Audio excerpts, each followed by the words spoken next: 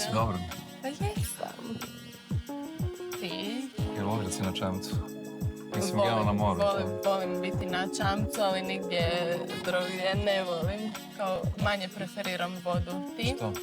Pa ne znam, nisam taj tip. Ja ti volim sjediti uz plažu, uz bazen, promatrat, bit na brodu, ali nisam od vode. Ja volim da ronim i bocom i ovako bez i ne izlazim bukvalno iz vode. Da?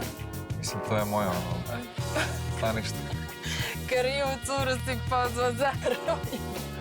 Dobro, vidi, nismo pričali o tome, tako da ne znam, ali ajde vidjet ćemo da izvučemo maksimum iz toga, ne? Da, ako ništa Lepo je on. možemo se sunčati. Ne znam koliko se obradovala toj cijeli priči što će ići na čamac, taj gliser.